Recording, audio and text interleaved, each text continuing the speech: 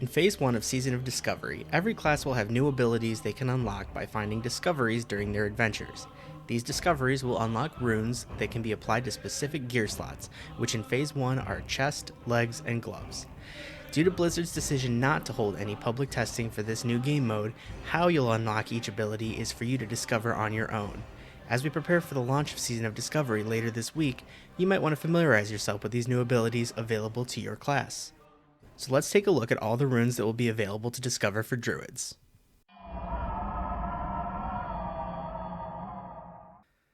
Let's get into it, starting with the chest runes. Living Seed. When you critically heal your target with any healing spell, you plant a living seed on the target for 30% of the amount healed. The living seed will bloom when the target is next attacked, lasts 15 seconds. Wild Strikes. When you are in cat form, bear form, or dire bear form, party members within 20 yards gain increased combat ferocity. Each melee hit has a 20% chance of granting the attacker an extra attack with 20% additional attack power. This has no effect if the party member is already benefiting from Wind Fury Totem.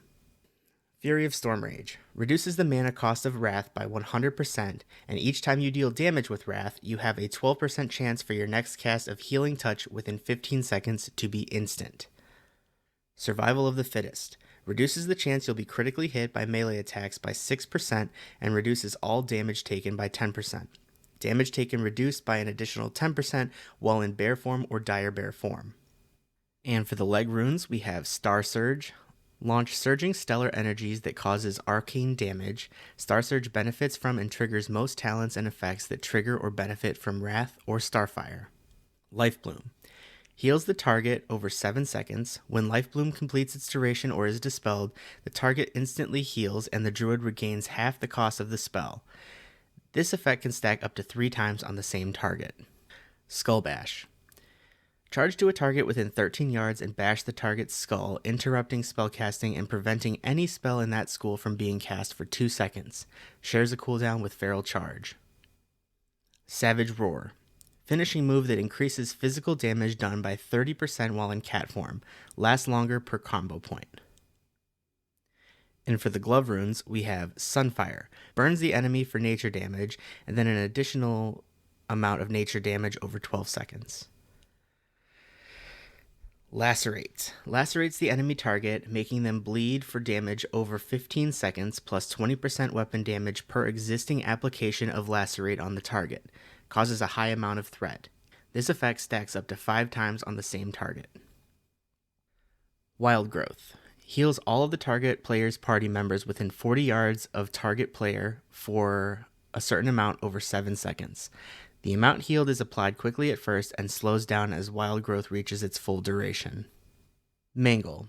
Gain the Mangle Bear ability and replace your Claw ability with Mangle Cat. For Bear, mangle the target for 160% normal damage and cause the target to take 30% additional damage from bleed effects and shred for 1 minute. This ability benefits from and triggers all effects associated with Claw and Maul. For Cat, mangle the target for 300% normal damage and cause the target to take 30% additional damage from bleed effects and shred for 1 minute. Awards 1 combo point. This ability benefits from and triggers all effects associated with Claw and Maul. So for Druid, most of these abilities just kind of round out all the specs to bring them up to a certain viability standard. Fury of Stormrage will help balance Druids with their mana problems, but I think the most notable rune for Druids is going to be Wild Strikes. This ability is meant to even the faction playing field by essentially giving Feral Druids Wind Fury Totem. This will make Feral a much desired addition to any group with melee damage dealers.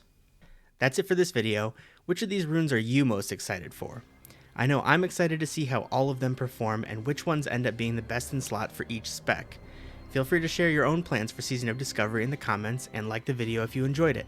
Subscribe for more Season of Discovery content, and until next time, see ya!